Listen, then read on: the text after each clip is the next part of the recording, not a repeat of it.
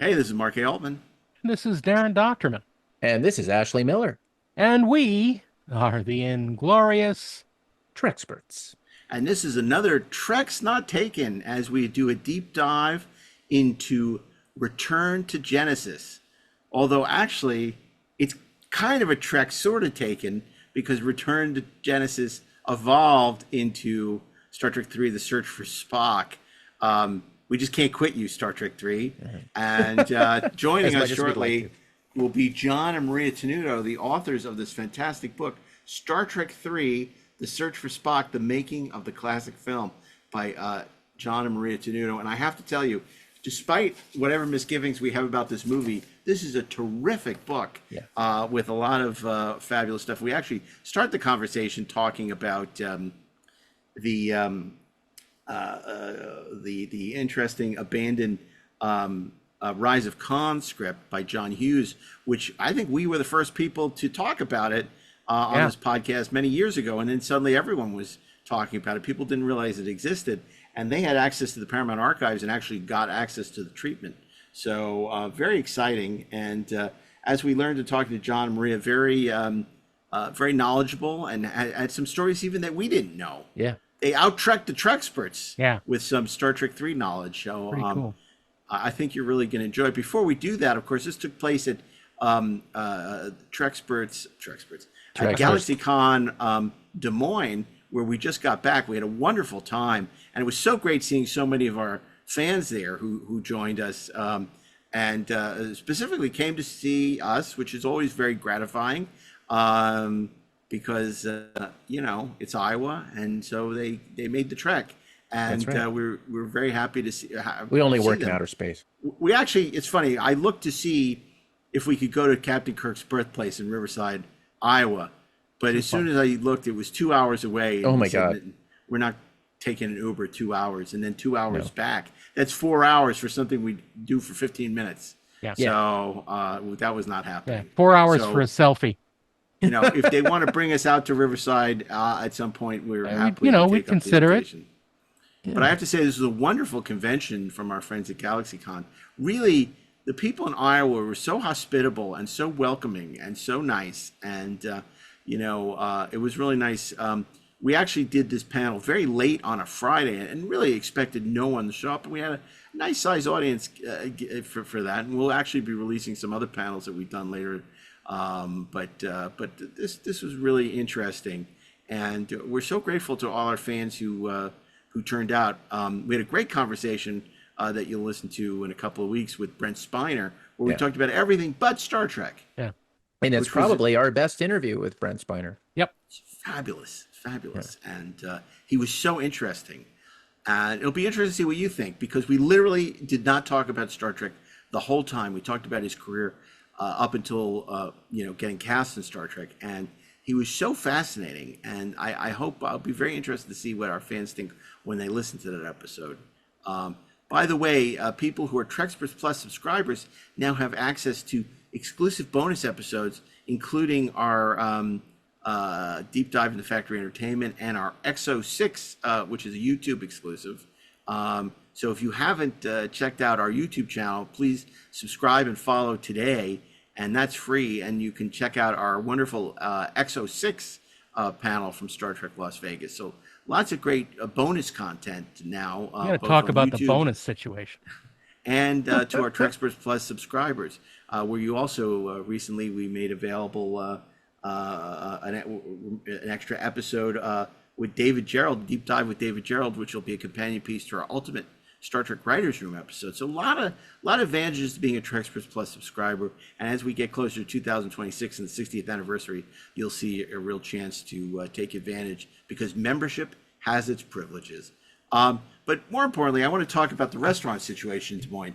In the past, we've talked about the fact that the restaurant situation has not been ideal. Ashley and I had the chance last year to go to Zombie Burger. We went back to Zombie Burger this year, and I'm delighted to say it was just as edible as it was last year. Yeah. It was really yummy. It was good, and wonderful service. We enjoyed the ambience. We enjoyed the zombies. It was loungy and fun, and We're desperate to take Greg Nicotero there. we are. So hopefully the next time we're out there. We can take Greg. Just But, because you want a Darren, freebie. Darren and I, Yeah. we had an interesting experience. We went to the wonderful 801 Chop House. That was a terrific meal we had with the I great also Dana went Gould. there. Well, I know we all went there. We all went there as Treksperts. I understand. But I'm saying Darren and I had specifically. So Darren and I both ordered a baked potato to go with our delightful, delicious filet mignon. So the waiter, who's a little befuddled, I have to say, comes over and he says, I only have one baked potato left. What should I do? And we're like, what should you do? Give it to Mikey. I mean, he's like, we only have one. First of all, we couldn't believe there was only one baked potato left. So it's like, do you want us to go into the arena? Do you want us to fight with the Lear and the on wound? And he's like looking at us like befuddled, as you would expect. And we're like, well, maybe you should take a knife and cut it in half. The wisdom of Solomon. He says, I can do that. It's like, Good. Oh. So we're like, okay, fine. So now Darren and I are stuck with a half a potato each. And we're thinking to ourselves, it was quite good. It was a good baked potato. So we're thinking to ourselves, okay, well, either they're going to offer us a free dessert or not charge us for the baked potato because, quite honestly, like they do in civilized cities. Yeah. Yeah. No acknowledgement whatsoever. No discount, no dessert, nothing. And I was just like, we're sorry. It's not about, we're sorry. It's not about the money. It's just about the fact that it's like recognition that we've been wronged. We were terribly wronged. Shall you not revenge? I was just a little not completely sated because I needed that other half of the baked potato to really satisfy. You needed another bite of potato to leave that half on the Yeah, but it was quite good. It was quite good, and everyone was really nice. The maitre d' was lovely. Yeah. And then the girl at the bar was clearly working on the hour. Everyone in Des Moines is nice. Oh my God, And they're it's so nice. It's a little unsettling. They're so nice. Yeah. Everyone was so polite. And we had this one girl who came up to us and was just, I'm so sorry to disturb you. is it okay if I talk to you? I just want to say, I really enjoyed your panel. It was very special to me. And I was like, it's fine. That's what we're here for. You can talk to us. Even me. You can talk to us. It's okay. And we but it was like that the whole time. But most of the people were super nice. And particularly our fans. It was, just great to see people. We signed a lot of material. The material we could, because of course our material didn't make it, but we ended up, making do with what we had.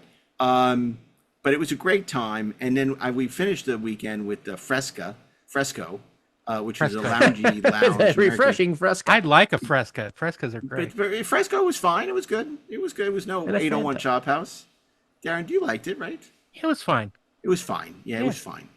Nothing special. I flew home. Special, but it was good. You flew home. Yeah. But once again, the hospitality from our friends at GalaxyCon was extraordinary. They took great care of us. We had some great panels. Wonderful panel on the best Christmas movies ever. The new documentary, which is out on Blu-ray and DVD next week, and the Space 1999 panel. We celebrated the actual 50th anniversary on September 13th of Space 1999. So that was a lot of fun, and again, a nice turnout for a Space 1999 panel, much to our shock. Yeah. I think we had more people at our panel than were at the Space 1999 convention, which I also heard was great. But, not particularly well attended. We didn't get to celebrate Barbara Bain's birthday with her. We didn't. That would have been nice, though. But I know people were there and they said it was lovely. Good. Yeah. So, and she was happy to see them, of course, because she had such a great time at Star Trek Las Vegas. On the ground floor. On the ground floor. Yes, exactly. Got to get in on the ground floor. Exactly. Well, I want to just say I really am excited about sharing this panel with you. John and Maria, who wrote this great book for Titan Books, the making of Star Trek 3. And, it's not like us to, be so passionate about a Star Trek 3 panel, because we've covered this movie to death, life and death, and death and life. And, but some really fun facts about the evolution of this project. And when we come back after this brief commercial break, we'll talk about some of the things we learned in not only reading this wonderful book, Making of Star Trek 3, but also during our panel. So stay tuned. We'll be back with the panel following this commercial break, and then we'll be back with a few closing thoughts, so stay tuned. And today we're coming to you live from Des Moines at GalaxyCon, another live broadcast, and we have two special guests. It's John and Maria Tenuto, authors of the fabulous new book. I was going to hold it up, but we're not on video. Star Trek III, The Search for Spock, the making of the classic film. And I read it. It's terrific. And, you know, I think that people know we are not necessarily the biggest Star Trek III fans. In fact, we had our 300th episode featured Kevin Feige and Terry Matalas and Steve Asbell, the president of 20th Century Fox, talking about their love of Star Trek III. And we talked about our, how do you describe it, Darren? Not our, because it's not fair to say we dislike it. No, we have a tough love attitude toward it. That we love it as a child, but we know it can do better. I think that's what they say. Yeah, definitely it's like a child who disappoints you a lot. But deep down, you love it anyway, even though it's stupid and it's still living in your basement. So, but, you know, this wonderful book that they've done. It's a beautiful coffee table book. Kramer would have it on his coffee table. Right. It doesn't have legs on it. Yeah, it doesn't have legs. But it's a beautiful book, really written. And one of the reasons we decided to have, you know, this is a panel we were doing on Trek's Not Taken, which is a series we started in Vegas, where we talked about things like, we did a panel on Star Trek The Beginning, of course, on Phase 2, which was the Star Trek series that was never made. Also, we talked about the Academy years, the famously that was developed by Harv Bennett and Ralph Winter, which would have taken place after Star Trek V and been a prequel to the original series, where we found out how Kirk, Spock, and McCoy met. But we thought today it would be really interesting to talk to John and Maria about not only, and this isn't strictly a Trek Not Taken because it evolved like V'ger into Star Trek III, but Return to Genesis is something we've talked about in the past, but they really unearthed some fabulous material about that. And of course, also a project that was developed after Star Trek II, which is the Rise of Khan, which some people, including me, have referred to as Prison Planet, and had also a fascinating pedigree. And given the fact that the new podcast just dropped, Khan, it's a particularly opportune time to talk about that. So let's go chronologically, maybe. Let's talk about this project that a lot of fans don't know about, The Rise of Khan. And this is written by John Hughes of The Breakfast Club and Ferris Bueller fame. Can you tell us a little bit about what you learned about this project? Yeah, it is written by John Hughes before he became John Hughes that we all know and love. But the concept of Rise of Khan was they knew that Star Trek II had been a great success, and they wanted to keep that ball rolling. So they asked him to do a treatment of sort of almost what Greg Cox books is, if you've ever seen that book series, where he really looks at what happened to Khan, his origins, and then what eventually happens to him on City Alpha 5. And that's what this movie was going to look at. It was going to look at what was Khan like before he became the Khan of even Space Seed, and then what happened between Space Seed and Wrath of Khan to make him into this sort of warped character, this obsessed character, because he was very different in Wrath of Khan than he was in Space Seed. His personality was different. He was much more of a measured technician, strategist, wherein Wrath of Khan, he's willing to sacrifice everything for revenge, and it blinds him. So how did that happen? And it's sort of approach this from two different angles. It wound up where there wasn't a whole lot of Star Trek in it. It was more sort of set in contemporary, 90s times. And the executives at Paramount just decided that they didn't want to go that route. But it might have been interesting to see what he would have done with that. The treatment, he never got beyond a treatment phase, so it never got to a script. But he sort of had broad strokes within it. Did you have access to that treatment? We did have that. Sherilyn Conley, I believe her name, is one of the people that really helped discover that document, which was part of Roddenberry's archives. And and so that was, I think in many ways, that was the biggest surprise because we had never heard it had existed before. There isn't much known about it. I mean, the treatment was very much sort of con politics. It's not, Marla MacGyver really isn't in it until you get to the part where they start obviously dealing with their life there. And there really wasn't much on SETI Alpha 5. It was more about sort of, Earth 1990s. And I don't even know if expense-wise how they would have done it, because there were scenes in there we thought, for example, like the ship taking off, things like that from Earth, that in 80s special effects terms, especially early 80s special effects terms, would have probably been a little harder for them to do. Yeah, I think what's so interesting about that project too is we have to put it in the context of the time. You have to remember that when Star Trek II opened, it was produced under the aegis of the TV division, and the studio really wasn't sure how this was going to perform after Star Trek the Motion Picture. And it was the #1 opening weekend of all time up until that point. In fact, there were famous telegrams that went out celebrating a normal non-holiday weekend. So it had set a new record for that, and not adjusted for inflation. And so they had a young writer, Paramount, that they loved working with, John Hughes, but he had just done a film called Nathan Hayes for them.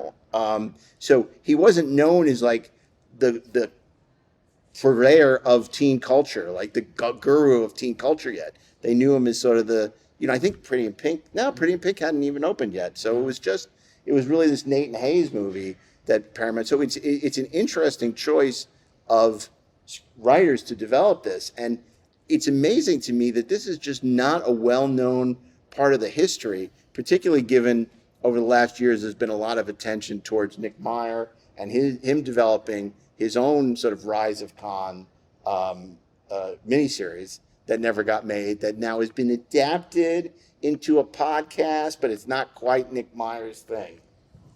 Yeah, I was always kind of fascinated by that entire approach, simply because you have to ask, who was it for, right? I mean, putting aside the expense, putting aside, obviously, Khan in the film he's iconic, but how does that translate into a prequel that you're going to get butts into seats?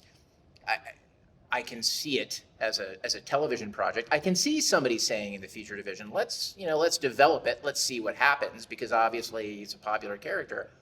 But then once you make it, what's the hook? Just channeling my inner development executive. Great, where's Kirk? Where's Spock? Where are all of these characters who make Star Trek? Where's the Enterprise? Where are all those elements that we associate with that? And to that point, one of the main objections from the executives was that it was bleak.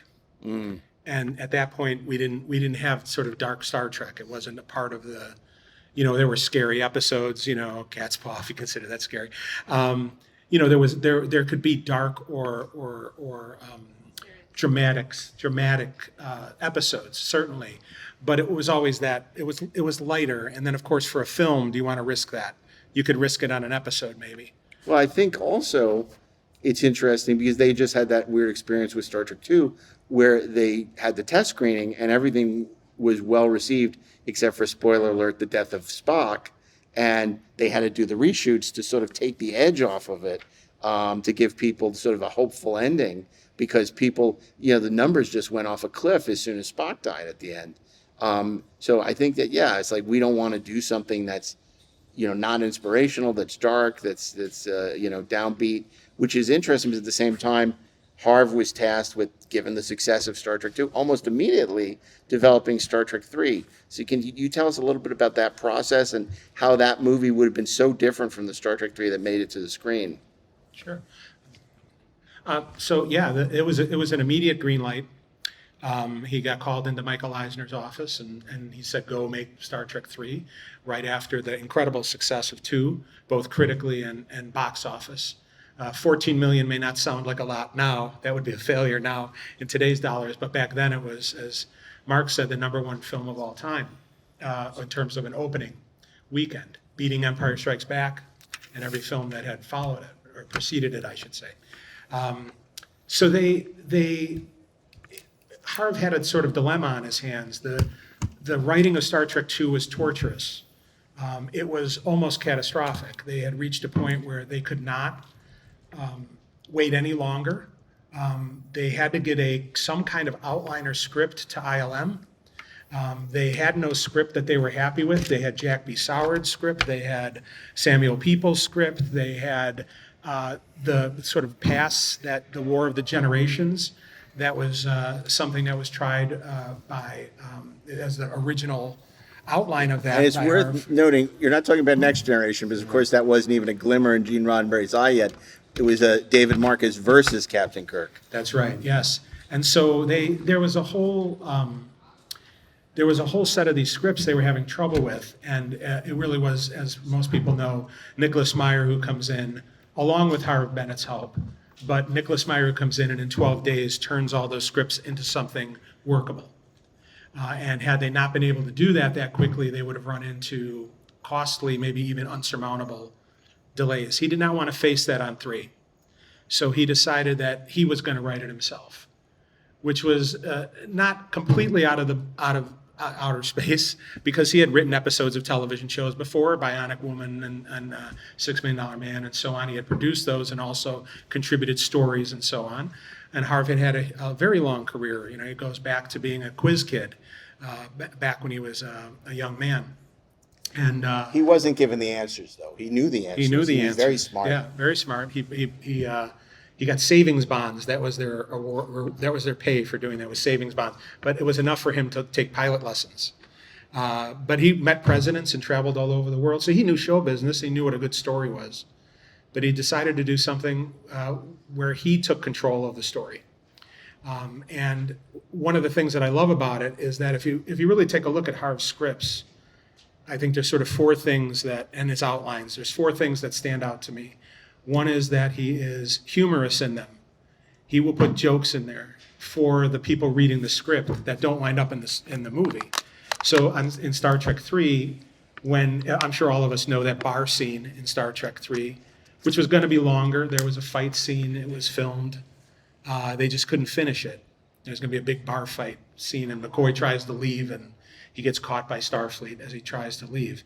They had to come back and refilm that ending because they couldn't film finish the fight scene that day. Well, that bar scene, of course, is like the Star Wars cantina. And Harv knew that. So in the script, he says, this is like the bar in Star Wars, which is across the street from this bar in San Francisco. And it's just in the script. It's hilarious. You know, little jokes like that. Mary Jo will talk later probably about another set of those. Also, he wrote as a producer.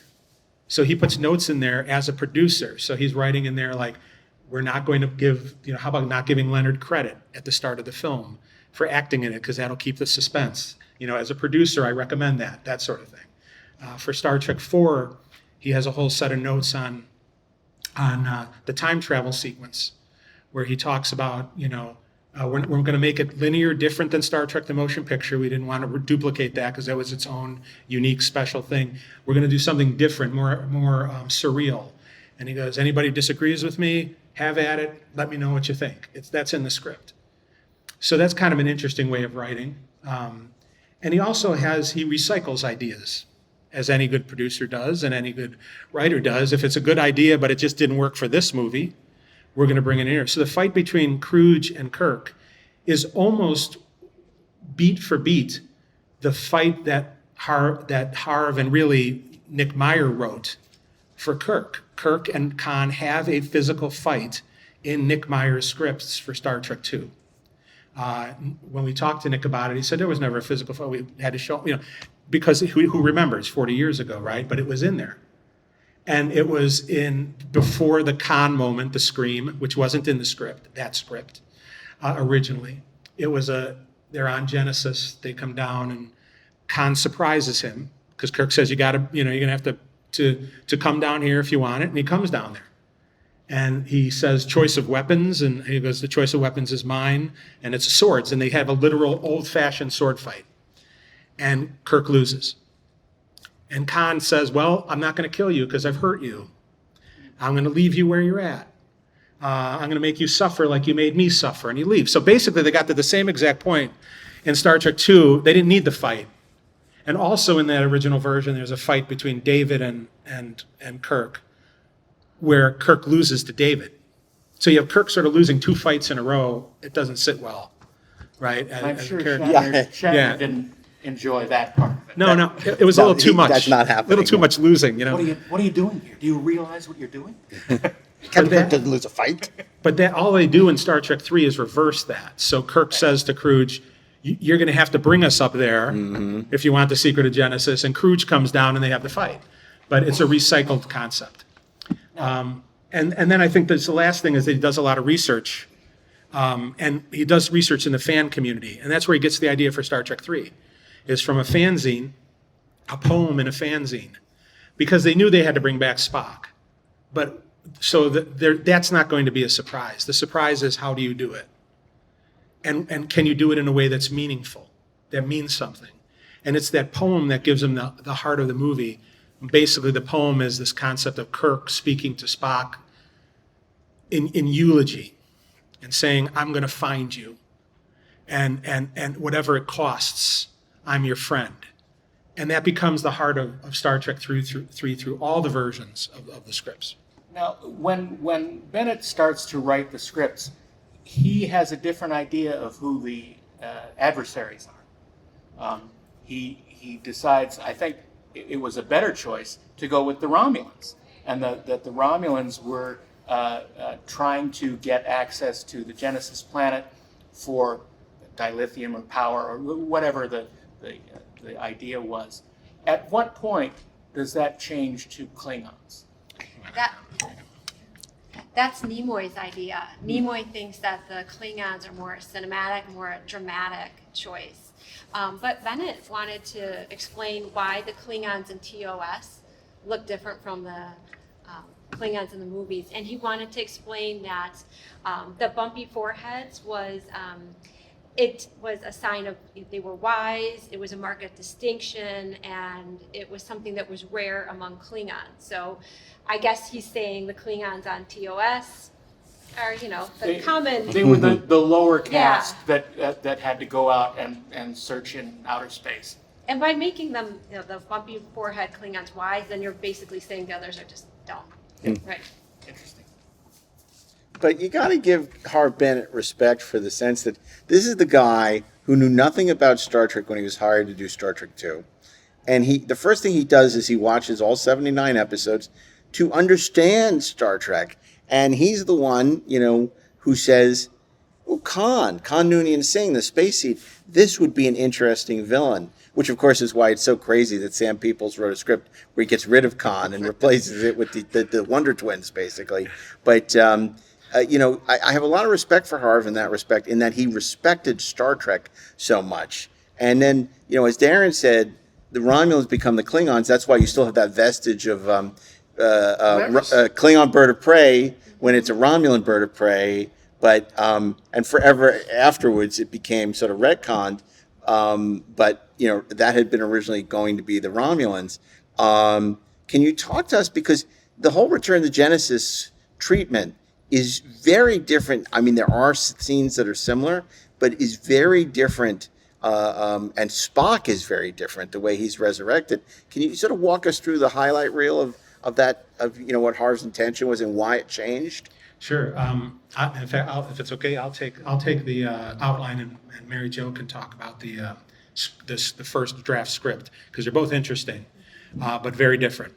So in September 16th, 1982, by that time, Harv has enough of a feel that he's able to produce a 20-page outline called the Return of the Genesis, which he knows is sort of a placeholder title.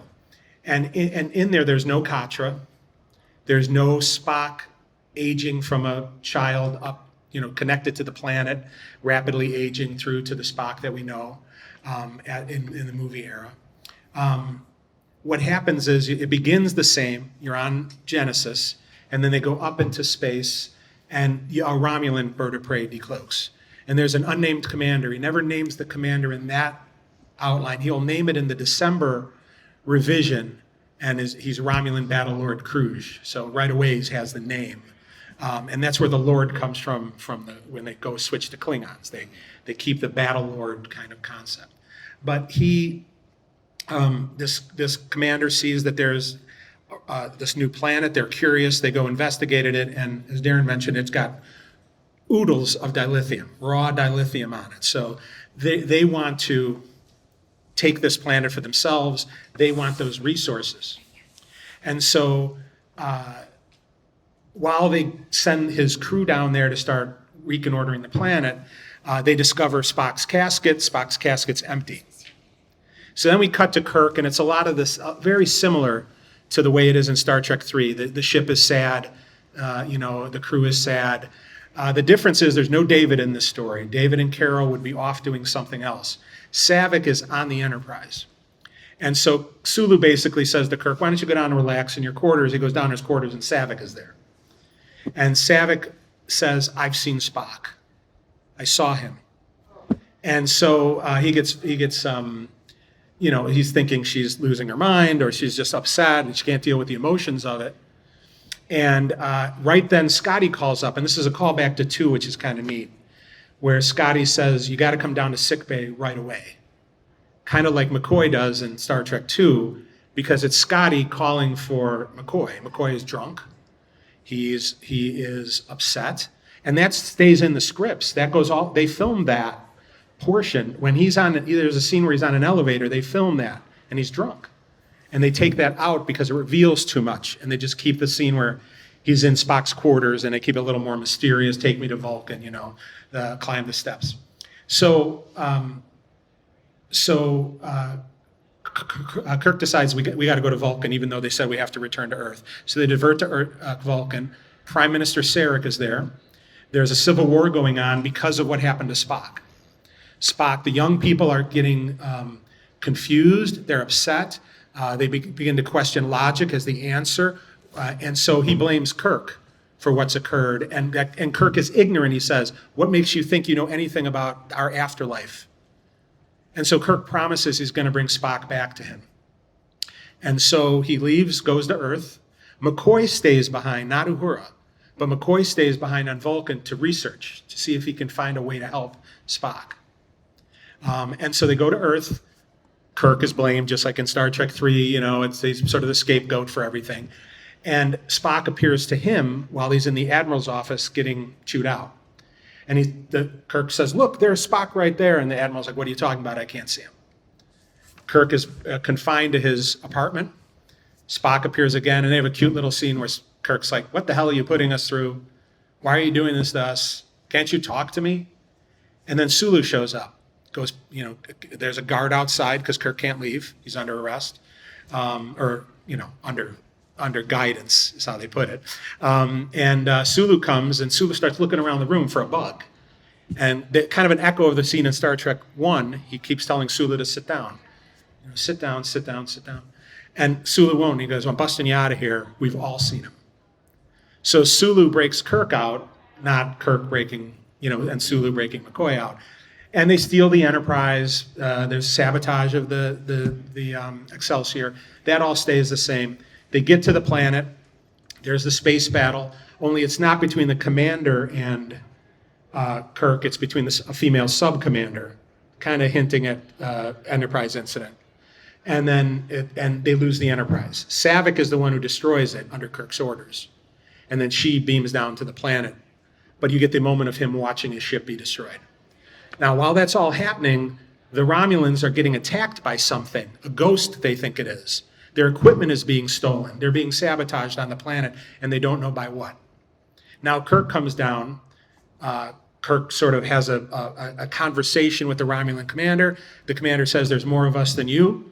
By the way, we've taken your Lieutenant Saavik into custody, and we're torturing her for information. We're going to give you 1 day to give us the secrets of this planet. And Kirk's like, we can share this planet. Total Star Trek, right? We can share this planet. There's enough resources here for everybody. We don't have to do this. And the commander's like, you got 1 day, and otherwise we're going to kill you. And we'll start with her. Well, she's freed by a mysterious person. The person who's been bothering the Romulans is Spock, but it's mindless Spock. It's proto-Spock. It's Spock as an adult, but with a beard and ripped, torn clothing and atavistic. And he has no mind. And so he frees Saavik, brings him to Kirk, and I think what's a great scene is McCoy starts to taunt him. Kirk's trying to reason with him, but you can't. Saavik tries to get him to realize who she is. He won't. And so McCoy starts to make fun of him and taunt him.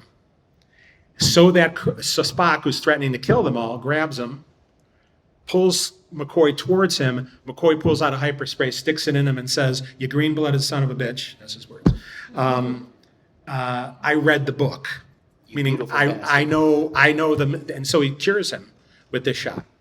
And then the rest of the film kind of plays out pretty much the same, except that the commander's left on the planet. Kirk convinces the sub-commander that he's the commander, and they get beamed up. He tries to offer to help rescue the commander, and the commander won't have any of it because the planet is also in this film dying, but not because of protomatter, but because the dilithium is too much energy. And so that's really where the story ends. They go off towards Earth, and Spock's restored.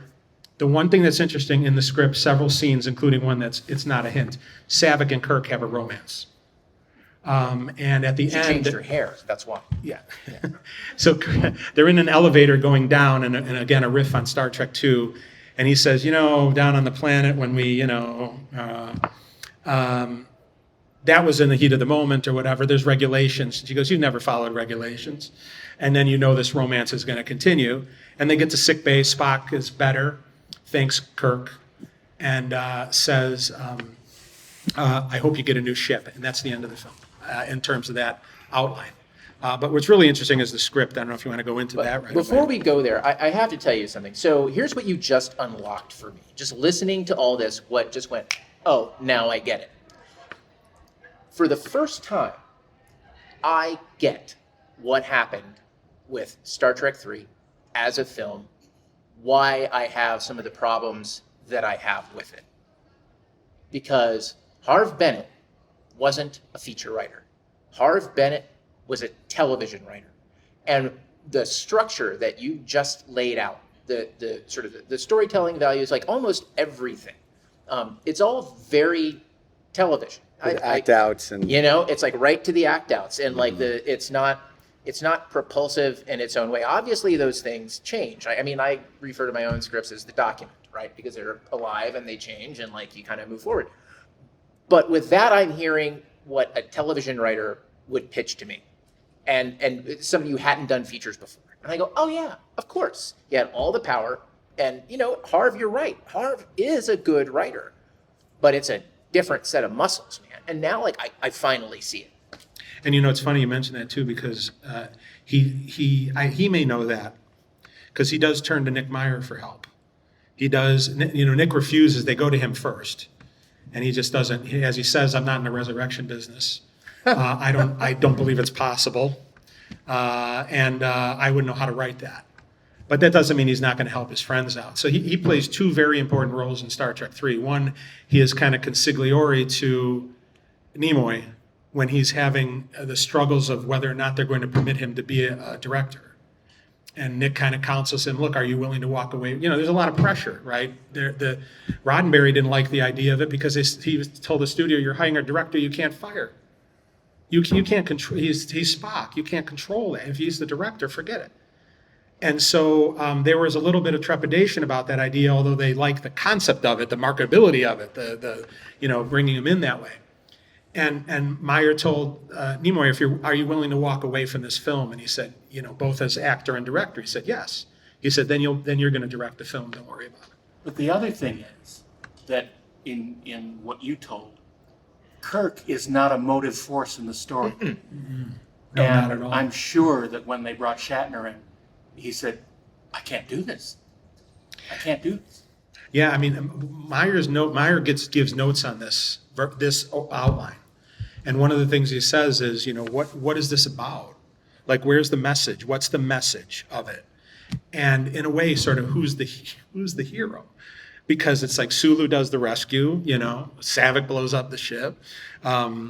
It's very much not a very passive role for Kirk. Which I find very strange because, of course, they learned that lesson, him and Meyer, on 2 when Shatner read the first script, and they quickly realized that with Shatner, because he said he hated Star Trek 2, and Nick was petrified. Well, you wrote the book, Star Trek 2, and what they realized, or what Hart Bennett told Nick, he just wants to be the first guy through the door, which means he has to be the hero. It has to be about Kirk. He's not wrong. He's number 1 on the call sheet for the show, and so to embark, and also at the time, Leonard and Bill didn't really like Kirstie Alley, so it's weird that they gave Saavik such a big role because at that time they didn't know Kirstie wasn't coming back.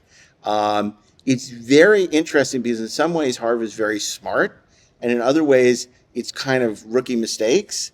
This is what's so fascinating to me about that treatment. Yeah, did you want to talk about Saavik? Or? Yeah, speaking of Saavik, in Bennett's script, he still has her being half Romulan, and he gives her a sense of humor. She calls David that dumb bastard, and when I read that, I thought maybe they're hinting at maybe a relationship there. That's the first thing I thought of when I read that, unless you could look at it also that because she's half Romulan, half Vulcan, she doesn't understand humans, so she's using this language, but I read it as there's like a little hint there. But I think that Nimoy had a hand in, he wanted her to be all Vulcan, to be wise. She has to deliver information to the audience about what it is to be Vulcan. And, this is, the way Bennett writes it is if it's Kirstie Alley Saavik. And this is right after Wrath of Khan, so she's wiser. Well, even though it's just like a matter, perhaps weeks. Well, she goes from being a very dynamic, funny character in Star Trek 2 to an exposition delivery machine in Star Trek 3, which is no fault of Robin, who's wonderful, but she has a thankless role. But what's so interesting is you talk about Saavik and Kirk being the initial romance. Now on 2, they had implied and cut the fact that Saavik and David were starting to get involved, and there's that learned by doing. Meyer's pictures that are in his archive, you see there is chemistry. And then the way it ends is this whole idea that they were going to take into Star Trek 4 that she's pregnant from her involvement with young Spock during the Ponfar.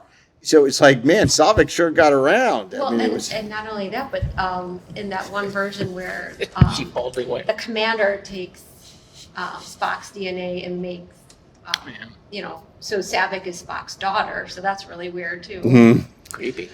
That is really, that's some weird stuff going on They had there. a lot of ideas for Saavik. And it's worth mentioning, we talked a lot about their Star Trek 3 book. They also did Star Trek 2, The Wrath of Khan, the making of the classic film, right? Another classic film. So that's a terrific book too. So if you find yourself, this book just came out, but Star Trek 2 is also available from Titan Books, and it's equally interesting as well. And you also talk about some of the never-made Star Trek 2 projects. There's the famous, and maybe we'll get to this, the JFK project, which is very misunderstood from people because there was a famous Starlog article that said, Spock has to kill Kennedy on the grassy knoll, which is not at all what that was about, but it got changed. And some other stuff in terms of the Star Trek 2 development. I mean, that one script where, I think it's the People's Draft, where they're singing Happy Birthday to Spock and Vulcan is just unreadable. Though we've read it. Yeah. But they recycled that idea in some ways with TNG, with them singing for He's a Jolly Good Fellow to Worf in Klingon. Yeah, definitely. So when he moves, he moves eventually to a script form, and that script is really affected by Meyer's notes. And the beginning of the concept that now he knows Nimoy's going to be the director, and there's some significant changes, and Mary Jo's going to talk about that, but I'll just say the name Galt, and if you don't know who Galt is, you'll know in a second, but it's very interesting. So if you want to tell the story. So from Bennett's 20-page outline, he writes the script. It's March 23rd, 1983. And so the Romulans are now the Klingons. Nimoy has said that he wished he had explored the Klingon culture more, but I think we get a little bit more of that in Star Trek VI. Kruge is described, well, he's written as if he's young and attractive. I don't know if the casting of Reflected that. Yeah. Reverend Jim. Yeah. And then this is another good example of Bennett's, writing direction here. He describes the Klingons as the most awesome collection of cruel, piratical men since the Pittsburgh Steelers of the 70s. He was very specific. He said the 70s because the Steelers were the first team to win 4 Super Bowls and the only team to win two Super Bowls back-to-back, or to win it back-to-back twice. So, and then with Kruge, it's not Velgris who delivers the plans or the information on Genesis. It's a Vulcan spy named Galt. And the Klingons are gathering and they want to have a preemptive invasion of the Federation. And Kruge decides he's going to take that Romulan bird of prey. He wants to go and investigate. He wants to find out, is Genesis really real? He puts 2 conditions in place. If he's successful, he wants to be like master of the fleet. And then he also specifies that Galt comes with him because he doesn't trust Galt. And he's going to kill Galt if Galt is lying to him about Genesis. So en route to Genesis, Kruge is listening to human music, and Galt asks him, why are you doing that? And he says, because that's how you learn about your enemy. And if you're a Star Wars fan, you're probably thinking, hey, that's just like Grand Admiral Thrawn does that. He learns about his enemies through studying their art. Galt is appalled when he finds out that there are slaves on the ship, and that kind of gives you an idea that Galt has a conscience. And Kruge reveals that he himself was once a slave. And then, so while that's going on, Saavik and David are on the Valiant, so it's not called the Grissom yet. And that's where we're going to hear that kind of humor. She's going to call him the dumb bastard. And then the part about like the Kirk storyline that's kind of similar, it's Sarek who comes to him, and they don't call it Katra. I'll make sure I'm saying this right. Fanlo. So it's called Fanlo. It sounds like a dish at a Chinese restaurant. It That's does. true. I Yeah. can see why they changed Yeah. that. Yeah. And then there's still the stealing and destruction of the Enterprise in Bennett's script, although Uhura stays with the crew the entire time, so there's no Mr. Adventure. And there's an added element to the escape. So in San Francisco, it's the Chinese New Year, there's a parade going on, and the crew have to hide under a traditional Chinese dragon. So there's that added aspect to it. And then at the end of the film, it's Sarek who is the priest who is performing the ceremony to restore his son. And then at the very end, we learn that Galt is Spock's brother. Oh, God. So there's an example of recycling. We're going to see that. His in brother? Not, Yes, definitely not his sister. In Star Trek. I just gotta pop in here again and just say, man, like I hear all that, and all I hear are scenes that would be cut once you got into the edit bay. Like, oh yeah, all that nice stuff with Kruge and Galt, it's gone, right? It's like I hear television all over it. It's everything is clear to me now. Everything is clear to me now about Star Trek 3. God, it's so, the what if of it all is so interesting, and I just wonder if, because we're almost out of time, do you have a sense of why it ultimately went in the direction it went? Was a combination of the Nick Meyer notes, but was it more Leonard's input once Leonard got involved, and how it changed? Because it does change fairly dramatically in a short period of time to what we know pretty much as Star Trek 3 today. Yeah, I think there's a lot of factors. One that was a big surprise for us when we wrote the book was learning how early and important the role of ILM was.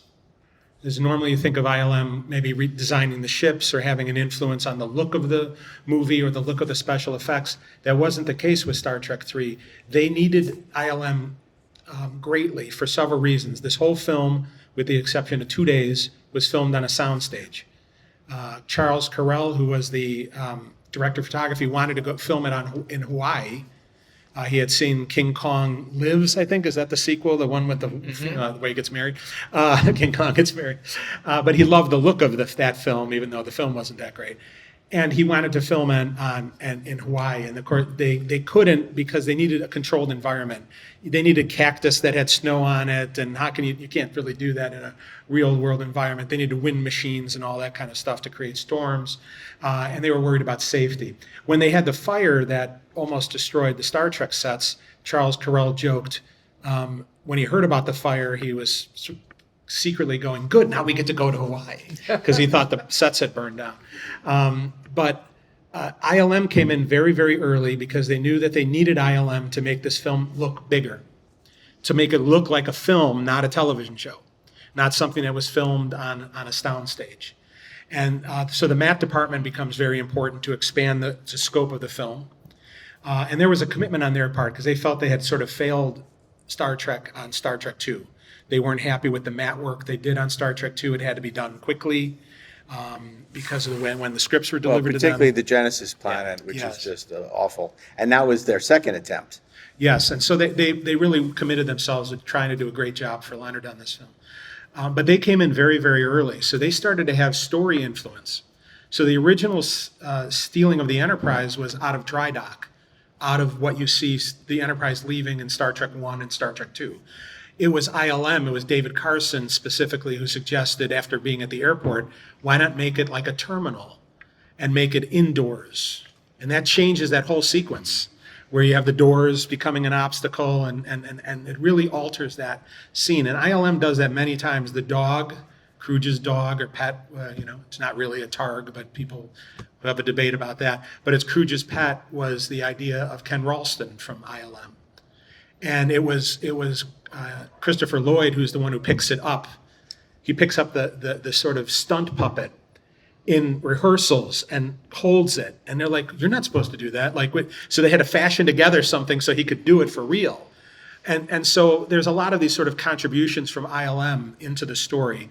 But really a lot of it is Leonard and Leonard's influence on Vulcan. Do you want to tell, with ILM, with Vulcan, with how Leonard spoke? You talked about that in the book. Yeah. So, Leonard spoke as if he was there. He's from Vulcan. He would say, here's where the landing pad is. This is here. This is there. Yeah, method Well, actor. if he wasn't, no one was. Right. So, Yeah, he would say, that doesn't go there because when I was there. There really was a great deal of sort of input to help improve the script in terms of both ILM, Nimoy, and of course William Shatner give notes, and so does Roddenberry. A lot of people think Gene had nothing. Gene's title was just honorific.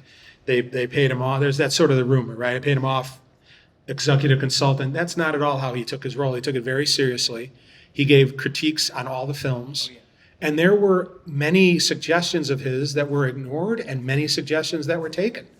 And that includes on Star Trek III. He didn't like the idea of there being too many sort of incompetent Starfleet officers. Pirates of Penzance Admiralty. He Yes, called it, exactly. yeah. But he does do quite a bit of. He does help them make it more sort of feel like Star Trek. And there are many recommendations in 2 and 3 that we find in his memos that wind up winding their way into that. It's particularly the characterization of David, who is very different in sort of the early versions of the Star Trek II script. And he was kind of like, I hate David. I hate this. He's a punk. He's a smart ass. I don't like him. If we're going to like him, you need to change him. And they how much they were successful with that, I guess, is a matter of debate. But And partially that was a performance of Merritt Buttrick as well. yeah, well, that was an interesting aspect that we learned here too. They were one of the reasons David wasn't in the original versions is they didn't want Merritt Buttrick back. And Kirstie Alley herself talks about she was young, she was inexperienced, she didn't behave properly on the set. She wasn't as prepared as she should have been. And that caused problems. And so that was not unheard of in Merritt Buttrick's case either. Really the same situation. The two of them were close on the set. When they brought David back for 3, and once he saw the performance, Harv says both in private memos and publicly, he made a mistake killing the character because he thought in that film, we see an actor. He thought he did very good in that film and was very pleased with the performance, and sort of regretted the fact that David sort of had to pay the price for proto-matter.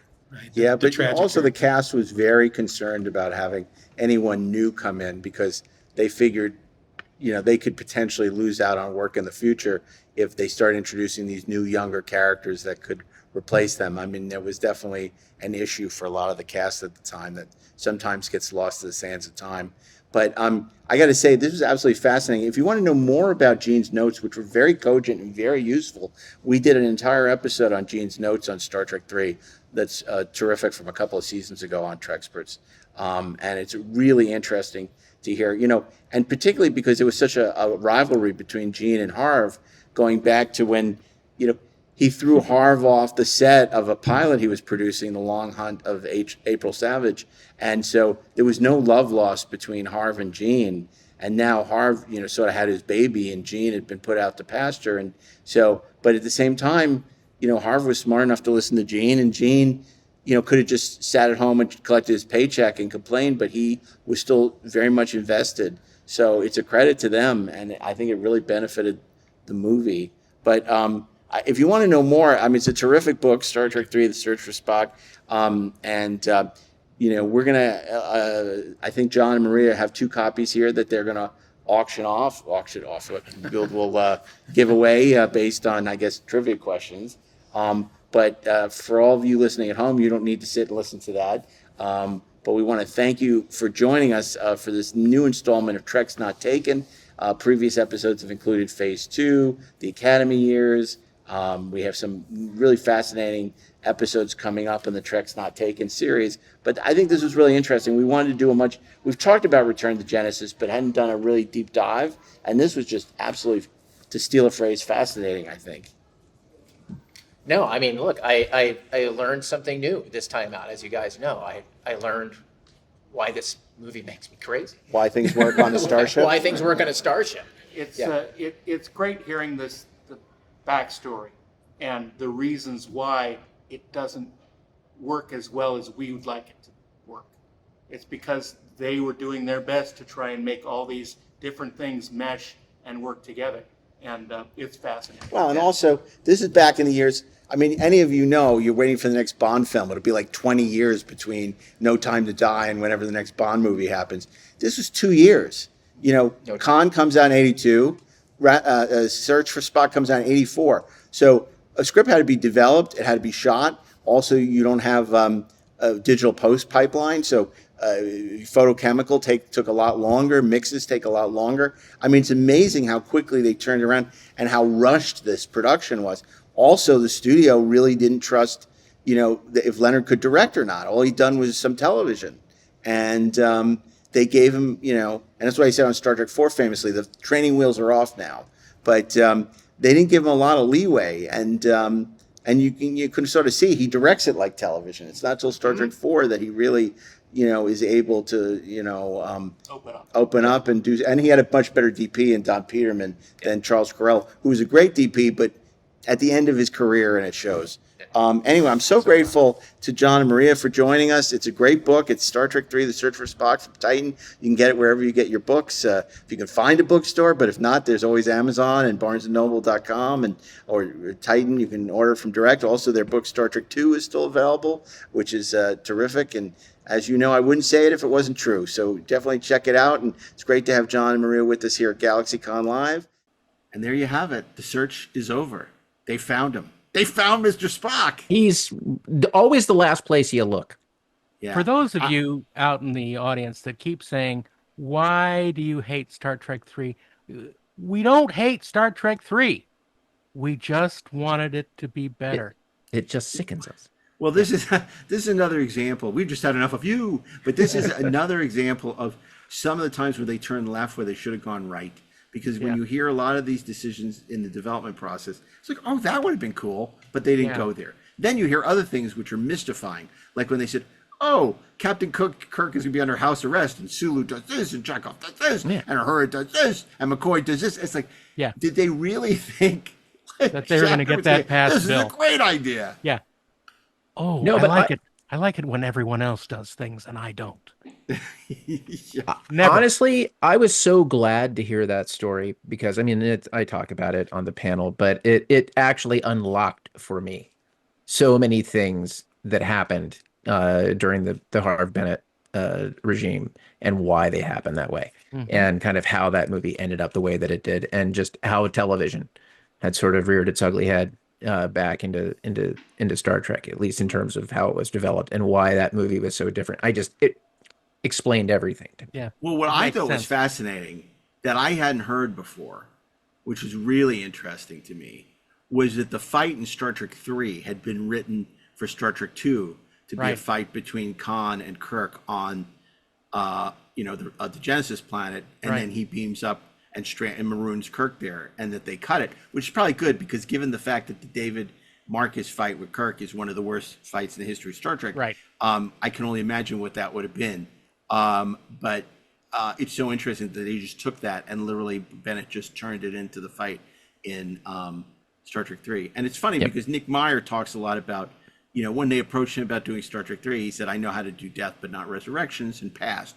But you didn't realize he was very involved in giving notes and, sort of nursemaiding Bennett more than he lets on, than he's admitted. He pretty much, it always sounded like when Nick passed, he was done. And it does sound like he had an opportunity to weigh in on a couple of things and was giving advice to Harv more than we suspected over the last 40 years. Yeah. Also, the other thing I thought was really interesting was that Harv and everyone not hated, but disliked Merritt's performance, which is why they killed him off in 3. And Saavik had a much bigger role. And then ultimately they actually liked his performance in 3 and regretted killing him because I knew that, a lot of the cast didn't like Kirsty, which just because of the way she acted, not because they felt felt a little spoiled, not because of her performance so much, although even her performance they had problems with. But I didn't realize there was that much antipathy towards Merritt. I mean, partially that may have been because it was Gary Nardino who cast those 2 roles and not the producers and the director. But that was really interesting, I thought. Yeah. Yeah. Agreed. That's what I love about Trek archaeology. The more you dig, the more you discover. I We're dig it digging the in the most. wrong place. It's like, but there's always more to tell, right? Apparently, Yeah. it's just endless Easter eggs that we're learning about, even after all these years. Yeah. Because look And at how many sometimes episodes. Go ahead. I was just saying, like, sometimes you can't even put things together until you've done archaeology on different projects that you can't Right. begin to understand like how they fit until you're looking at everything. A deep dive on Star Trek 3 doesn't necessarily tell you everything about Star Trek 3. Like Right. there are things that you have to understand about 2, right? Or you kind of look forward into 4 and you go, oh, well, that's interesting, like how that all ended up working out. And it just starts to coalesce into this colossal waste of time that we worked on a few years ago. Well, look at how many episodes we've done on Star Trek 3. We did Gene's Notes, which we briefly allude to in this, but we don't really go into detail. So if you haven't listened to that episode, you want to check that out. Eddie Egan talking about Star Trek 3, the unit publicist on it, marketing guru. We did obviously the Kevin Feige, Terry Matalas, Steve Asbell conversation, And then Robin. we did our commentary. Excuse me, what'd you say, Darren? I said, and Robin. Robin. And Robin Kurz. So we've Robin. talked about this movie a lot, right? Yeah. And yet there's still all this additional material. And that's what I loved about the book. Normally I don't really like these coffee table books because I think it's just a chance to print a bunch of pictures, but usually there's not much of substance to them. Particularly licensed because they tend to gloss over what really happened. They print the legend.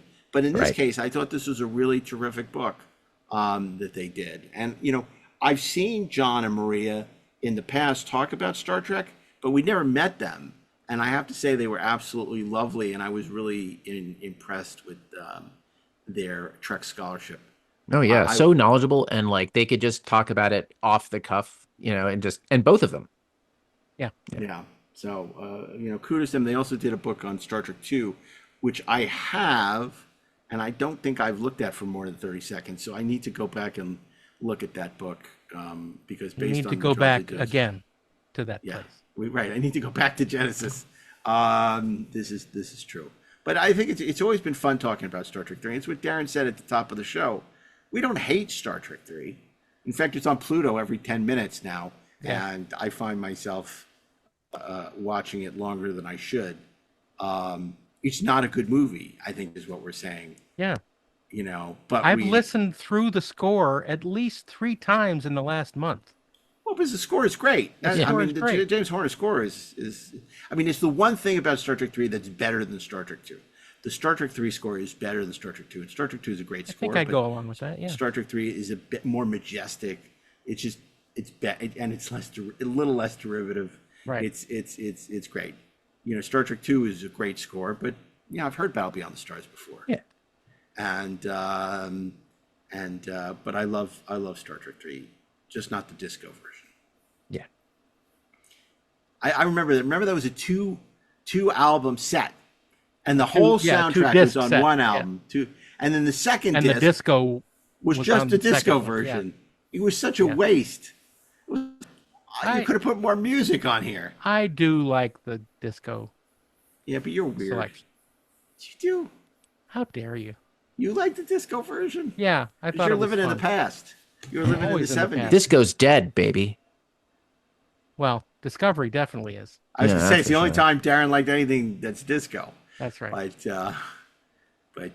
But yeah, no, this was a lot of fun, and it was a great time in Des Moines. It really was, and that was a large part thanks not only to the whole team at GalaxyCon, that was wonderful, but just the fans that came out, and all the Iowans who were super nice. Just like I said, at one point I said, "Are we an invasion of the body snatchers? Has everybody been taken over by pods? I'm not used to this. Everyone's so friendly. Yeah. What do they want from us?" They just want to be happy and kind. Yeah, it's like Return of the And love. Archons. I'm waiting for the red hour to happen. Yeah. That's at night. Yeah. Festival. Oh my God, we should do that for Star Trek Las Vegas. We should do festival. Do the red hour. Oh man, It's our evening entertainment. We could come up with some kind of really. you think insurance is expensive now? Oh yeah. Oh my God, Okay, yeah, I yeah. guess we can't. I guess we can't do it. We bow to the will of Landrew. We can't do it. Oh my We'll God. put up signs that say Landrew says no. Did you see that in Vegas where they had the lawgivers? A couple people dressed up as Yes, the lawgivers. they're That was awesome. pretty cool. They're That was awesome. pretty cool. Yeah. There were a Happy couple of good communing. costumes. I thought there were a couple of good costumes. There's always good costumes to be seen at the. That's probably Star the level of cosplay there next to San Diego. It's probably the best cosplay at Star Trek Las Vegas. Well, certainly Oh, yeah. the best For level Star of Trek. cosplay for original series. Yeah. There's some very inventive stuff. I mean, nothing will beat that. The Herb Solo. Yeah, the Herb Solo one. credit card. Yeah, but there have been some really great. There was one. No, it wasn't Ruck and I'm trying to think who was it Andrea? this year? Yeah, no, but they also had the from The Way to Eden. They had all the group from The Way to Eden. There was some Right. great stuff. Yeah, there was no. I wasn't. Well, I did see an Andrea, but not a Ruck. They were ruckless. But there was some great. Not even Alan Ruck. Not even. Yeah, Alan Ruck. We tried to get Alan Ruck to come down, but he wasn't available. And he was shooting refused something us. up in Canada. So He would have I been don't know, but, available on Tuesday. if we end up doing it next year, all bets are off because we're going to leave it all on the field for the 60th. That's right. If in if fact we're that invited back. happens. Big if. No. So, but yeah, if you can't get enough of the Treksperts, and I understand if you can, our bonus episode is on YouTube now on XO6, and we'll be dropping some new YouTube exclusives coming up. And then, of course, special episodes which are only available to our Treksperts Plus subscribers on Spotify. So you want to check that out at trekspertsplus.com. And of course, you can share your thoughts about, do you think this version of Star Trek 3 would have been good? Would you like to have seen the Return to Genesis? Would you like think to know of- more? Would you like to know more? You can do Who that wouldn't like to on know more? social, where you can find us on our new Discord channel, which is available at a link in the show notes, or you can go visit us on your favorite social channel under Inglorious Trek or Inglorious Treksperts. Inglorious Treksperts is a production of the Treksperts Podcast Network. Mark Altman, DAREN DOCHTERMAN, and Ashley Edward Miller are executive producers. That's us. Brian us. Mix and Peter Holmstrom producers. Mark Rivera is our fantastic audio sound mixer. And John Carney is our social media manager. Inglorious Treksperts is copyright 2025 by Treksperts Plus and is available wherever you listen to podcasts and now on YouTube. So follow and subscribe on YouTube as well. And please share your thoughts. If you're shy, you can email us at trekspertsplus@gmail.com. And it's time to probably hit the mailbag one of these days because we've been getting a lot of nice letters. Also, please rate and review us on your podcast channel. Let other people know that you're a fan of the podcast. Prosecute and judge. And Yeah. let us know. And of course, you can enjoy our other. We just did a great Robert Redford tribute on our 4:30 movie podcast. Check it out. There's also our entirely different podcast, Treksperts Briefing Room, where Peter and Lisa Klink dissect another episode with special guests of Star Trek. And rumor is the cartoon barroom may be coming back with Could Ashley be. Edward Miller. So a lot to listen to and enjoy. And of course, the Inglorious live tour continues. We're going to be in St. Louis in October. Which Meet us is there. Very excited. So meet us in St. Louis. Yeah. And we are also going to be in other places, but I don't have it here. Milwaukee. Milwaukee Columbus. in October. Columbus, and you can find out more at GalaxyCon.com. You will be at a convention every month, so there's no excuse for missing us on the road. And you can be a part of Treksperts Live, where we record exciting podcasts live at the convention. You can be part of the excitement, maybe even ask a question or two. Maybe. If they're good. And then, of course, if you happen to be lucky enough to have a ticket to the Star Trek cruise, you could be cruising with DAREN DOCHTERMAN on the high seas in February. Do you think you'll be drinking high sea punch?